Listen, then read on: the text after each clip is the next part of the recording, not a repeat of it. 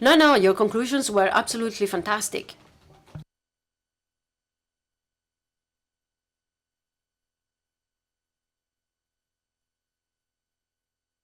We will have conclusive remarks. Please with your seatbelts on, because we will have one short session to follow.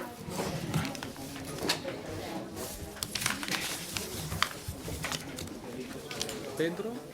You can stay here.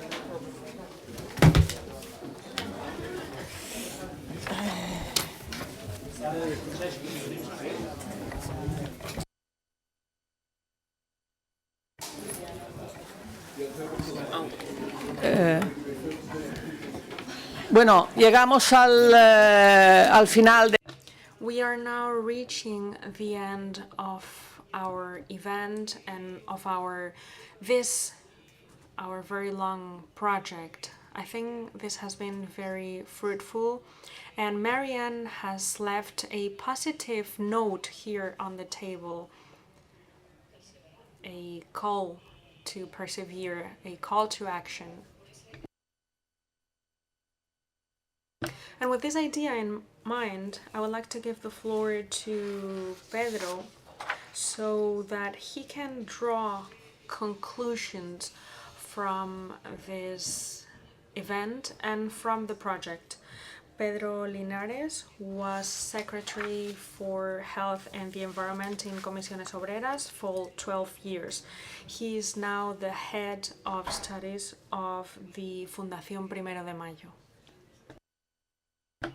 During his mandate, he could see how important the heat exposure issue was, and so he gathered support from Claudia and he started work in Comisiones Obreras.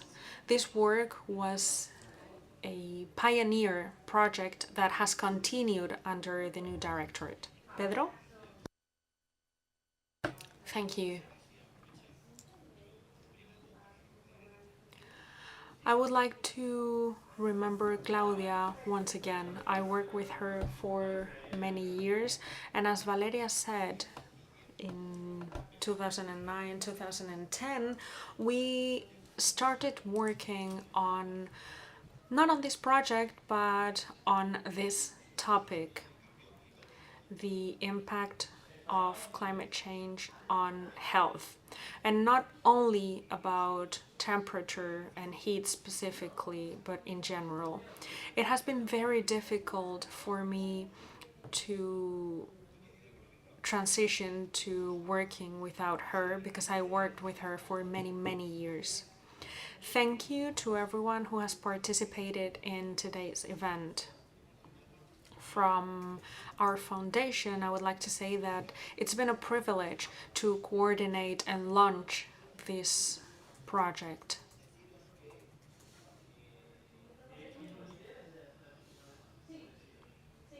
We invited DG Employment, so the European Commission, to participate here today and to share their view in this last event in the framework of the project, but it has not been possible for them to be here.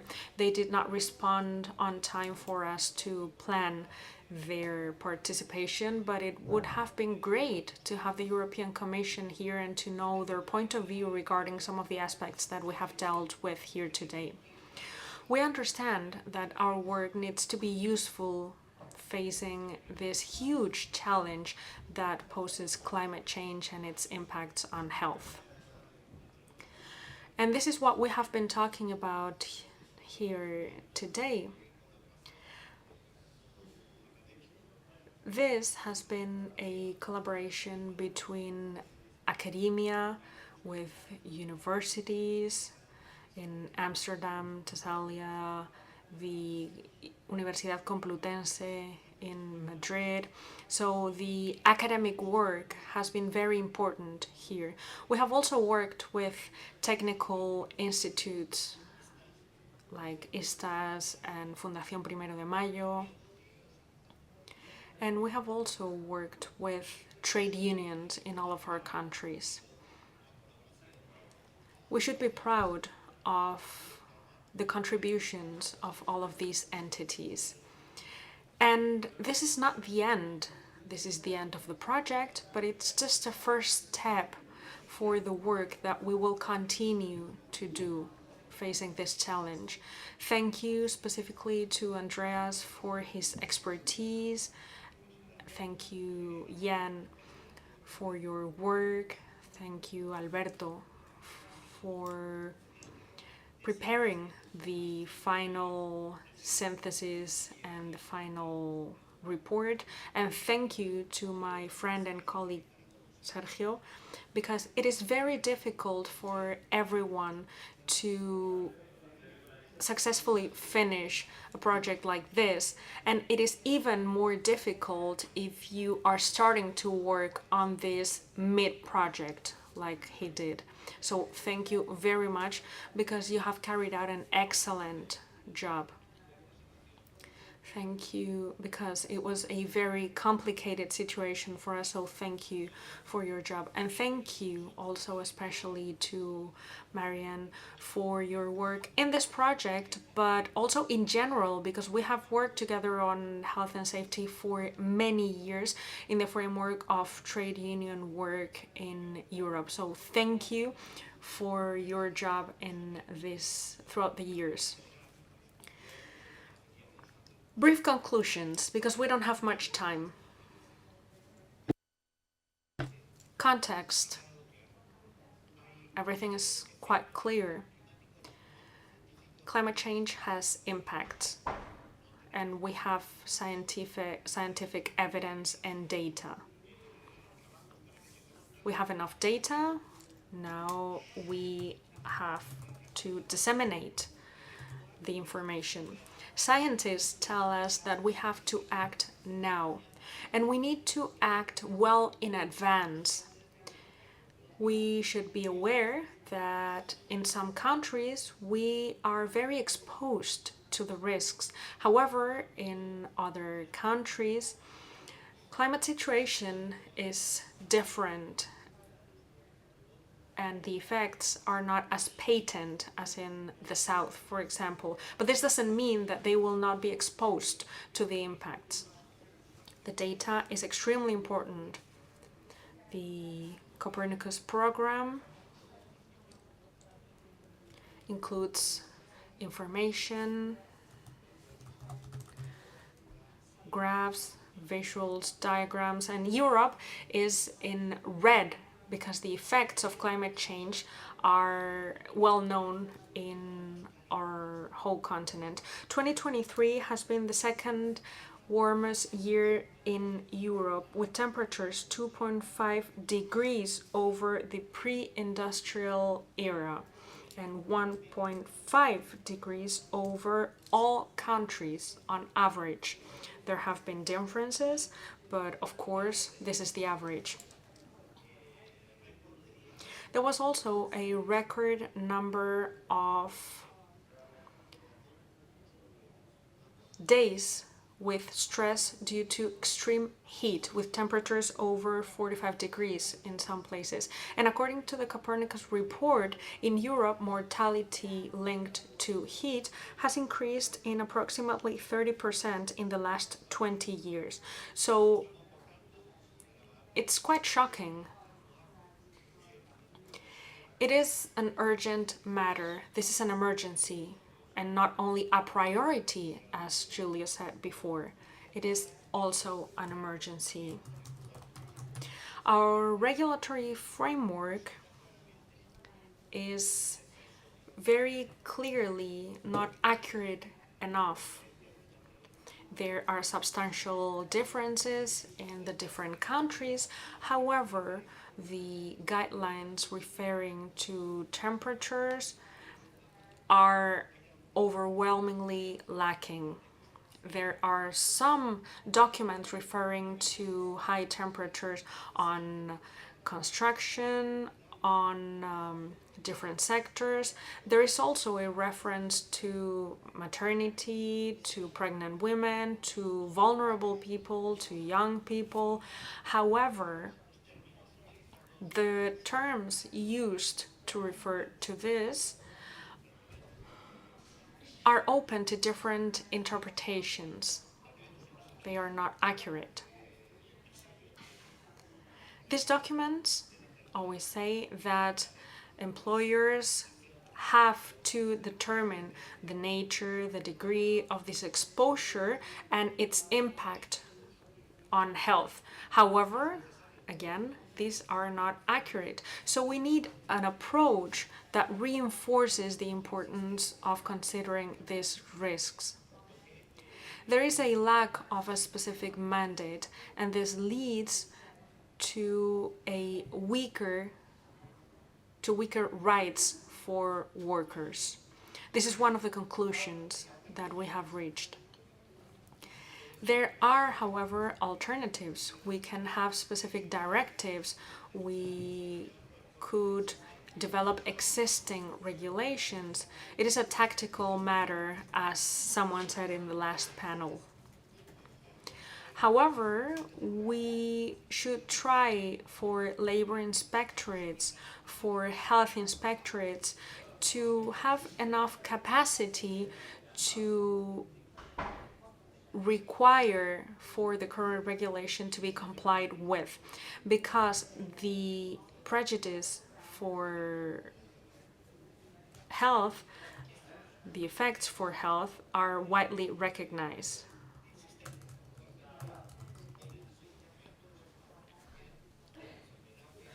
This leads to an increased number of injuries, of illnesses, as you can see in the report, and we have already talked about this today. So we need to reinforce the regulatory framework, and we need to reinforce the role played by social dialogue, by collective bargaining, and by the work done by workers' reps. And here we have our job cut out for us. There is a lot that we still need to do at a national and international level. So trade unions need to be reinforced at a national and international level. Our technical institutes play a key role in this regard. All of us must consider this a priority. Regarding prevention, we need data in order to prevent. Here, we already have the data. Now we need to act.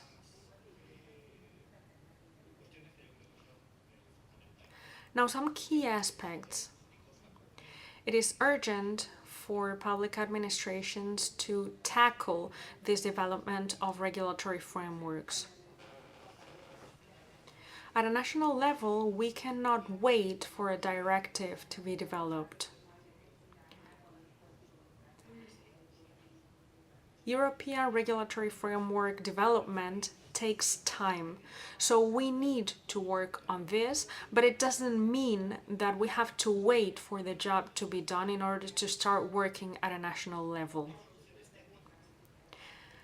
There are also technical solutions, organizational solutions, and they are closely linked to the work that we can do in the framework of collective bargaining. And here I'm talking about specific sectoral aspects or company-specific negotiations. We also have to take into consideration the most vulnerable people. Those who are vulnerable from a social and economic standpoint. So people with the lowest salaries, with the highest physical strain, and often it is impossible for trade unions to try to cover these positions or these vulnerable people. I believe that Rolf has also talked about self-employment, specifically in building. This is out of our remit. However, the impacts for these workers are very obvious and we cannot leave them behind. To some extent, we need to break down structural barriers to bring health to all workers, regardless of their type of work. Now, regarding thresholds,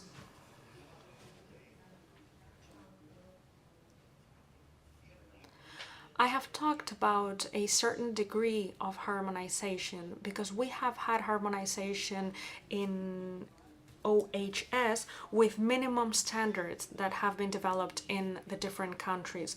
However, developing minimum standards is key at a European level too.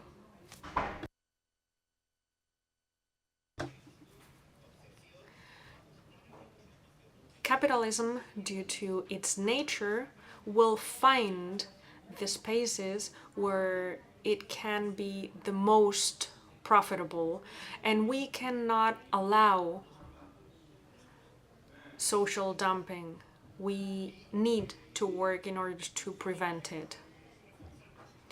Now, important goals: improving monetarization and health surveillance. We need to look for indicators that could inform us about the possible appearance of illnesses. We shouldn't wait for illnesses to appear. We should try to prevent these illnesses at an individual and collective level.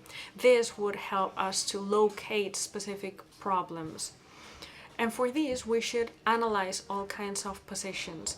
Here, companies' obligations are very clear.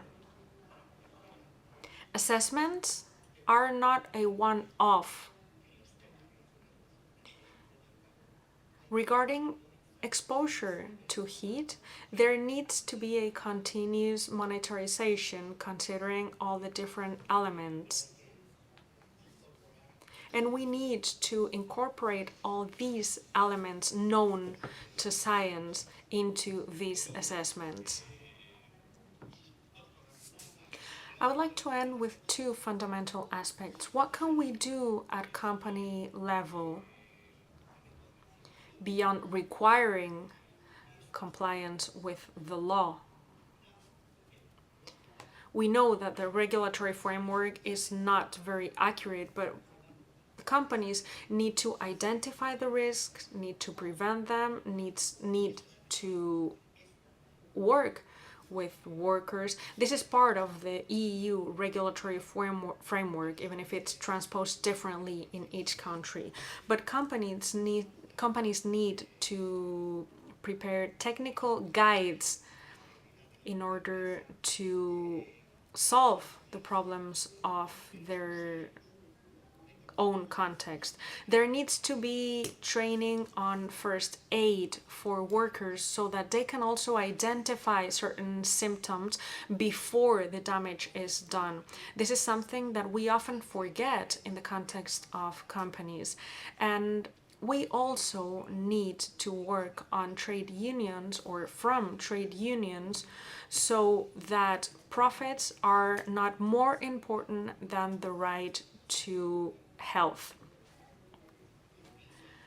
Workers' health cannot be at the expense, or profits rather, cannot be at the expense of workers' health. And that is something that we need to work on in trade unions. So as I said, we need to break down structural barriers in our work with companies. We also need to develop prevention programs with companies. We need to continue asking for official statistics to be improved. Often we can see that illnesses are not registered. They are only registered if they are covered by public insurances. So our registries are not complete, they are not comprehensive, and those are the data that we have. So there is a huge gap that even the European institutions acknowledge. So that's something that we need to work on too. Implementar. Of course, it's important to implement public alert systems that also allow to anticipate possible expositions. And also, from my point of view, I think that we should also try to avoid a risk. So the fact that there are alert systems are established by the administrations shouldn't at any rate exonerate employers of the responsibility that they have according to the law to prevent possible damages and harm through the different methodologies in regarding prevention. So the responsibility of employers cannot be hidden behind a possible notification of the administration of a possible alert for excessively high temperature. So this is more or less what I wanted to say, just 5 minutes late. So I just want to reiterate my thanks to all the persons that have participated in this study. And I would like to say that this is just one further step in the work we will have to carry out. So thank you all very, very much.